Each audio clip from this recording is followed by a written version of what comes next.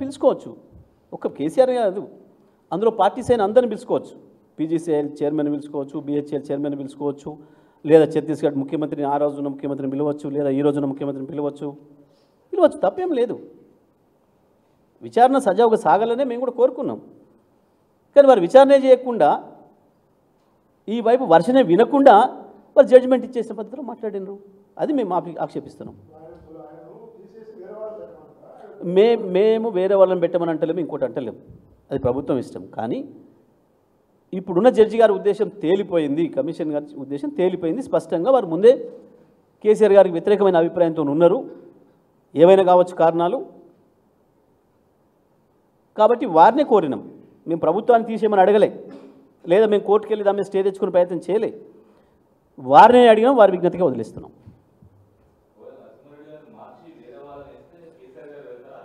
నేనేమంటున్నా, నేను ఊహించుకోవడం ఎందుకు? ప్రస్తుతం వారు చేసిన చర్య వల్ల వారు ఆ విచారణ అర్హతను కోల్పోయినరు. కాబట్టి వారిని బాధ్యతలు తప్పించుకోమని మేము అడిగినాం. ఇక తర్వాతది వాళ్ళు ఏం చేస్తారో దాన్ని బట్టి మేము మాట్లాడతాం.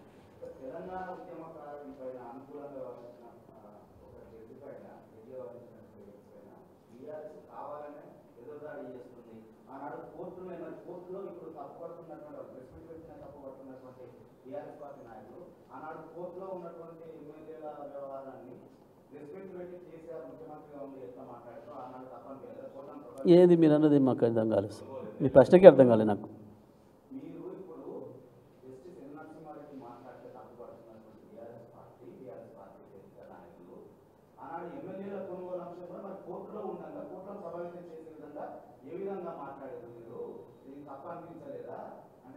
ఎప్పుడు నాకు అర్థం కాదు.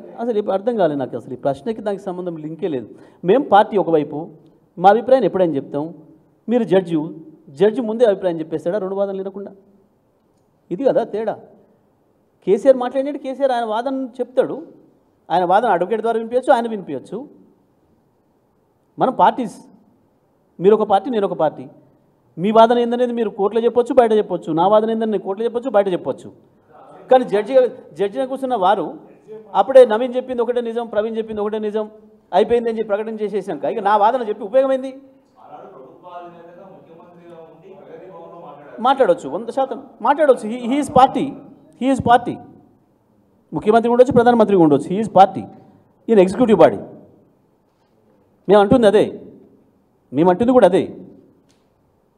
ఇద్దరు కక్షిదారులు ఉన్నప్పుడు ఇటువైపు ఆయన ఏం చెప్పదలుచుకుంటూ, అటువైపు ఆయన ఏం చెప్పదలుచుకుంటూ చెప్పుకోవచ్చు.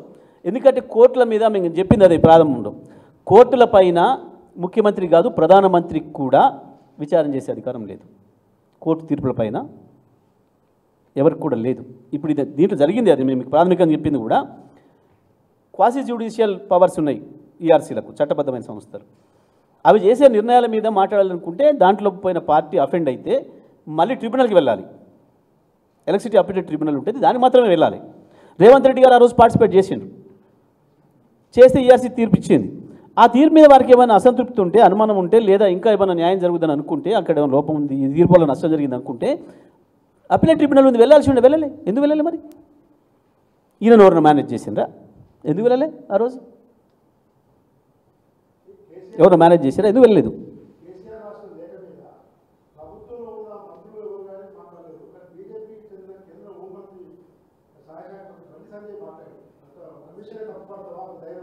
అజ్ఞానంతో బండి సంజయ్ లేదా ఇంకొక మంత్రి ఎవరైనా మాట్లాడినా అవి అజ్ఞానపు మాటలు, మూర్ఖపు మాటలు.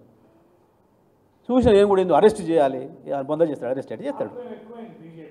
గట్లా కాంగ్రెస్ వాళ్ళకంటే వాళ్ళకి. నేను అందుకే అంటున్నా, ఇద్దరు కలిసే కేసీఆర్ పైన కుట్ర చేస్తున్నారు, కాంగ్రెస్ బీజేపీలు. నేను మీకు 3 ఏళ్ల నుంచి కూడా నేను అదే మాట చెప్పిన, ఎప్పుడు చూసినా సమావేశాలు అదే ఉంటుంది. బీజేపీ కాంగ్రెస్లు ఇద్దరు ఒకటే కేసీఆర్ విషయంలో. కేసీఆర్ని చూసి భయపడుతున్నారు.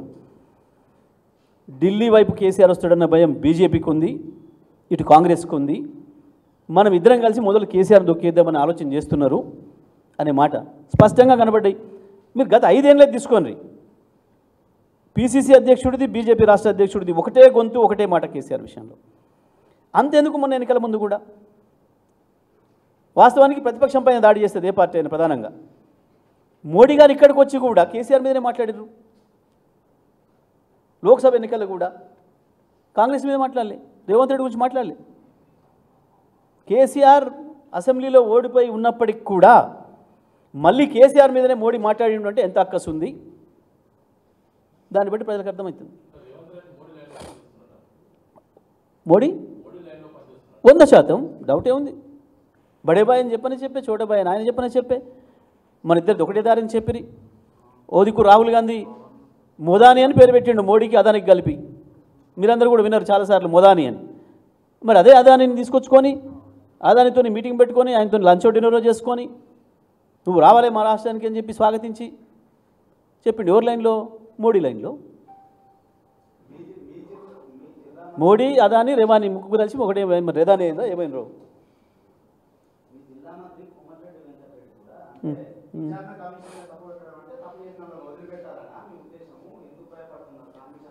ఆయన మాట్లాడు పట్టించుకుంటాడు. మంచి స్టేటస్లే మాట్లాడిండా, మంచిగానే ఉండా, సోయిలే ఉండా మాట్లాడినప్పుడు, సోయిలే ఉన్నాడా మాట్లాడినప్పుడు అని. ఎందుకంటే ఆయన ఎప్పుడు పొద్దున్నాక కూడా సోయిలే ఉండట్లేడని చెప్తున్నారు వాళ్ళు వింటున్న వాళ్ళే. ఇక ఆయన ఇప్పుడు నువ్వు ఏ ఛానల్ ఉన్నావో నువ్వు చెప్పాలి, ఏ ఛానల్ పోతావు నువ్వు చెప్పాలి, కానీ నేనైతే చెప్తా. ఎవరి పార్టీ గురించి వాళ్ళు చెప్పాలి, కానీ వాళ్ళ పార్టీ ఉంటుందో పోతుందో. ఇక రేపు ఆయన వాళ్ళ నాయకుడే ఉంటాడో పోతాడో, ఇంతకు ఆయన ఎవరి కాడ పని చేస్తుండో ఆయన ఉంటాడో పోతాడో. అసలు ఆయన మాటలు కూడా తీసుకుంటారండి, మా దగ్గర తీసుకోరు. ఎందుకంటే ఈ పూటనే వాడు 25 కోట్లు పెట్టి కొనుక్కొచ్చుకుండు, వాడు ఇంకేంటివో సప్లై చేసి కొనుక్కొచ్చుకుండు, ఆ పీసీసీ ఉంటే నేను అందులోకి అడిగే పెట్టాను అని మాట్లాడి తెల్లారి మరి రేవంత్ రెడ్డి మించిన ముఖ్యమంత్రి లేడు 10 ఏళ్ళ 20 ఏళ్ళ ఉంటాడని ఆయన చెప్పి,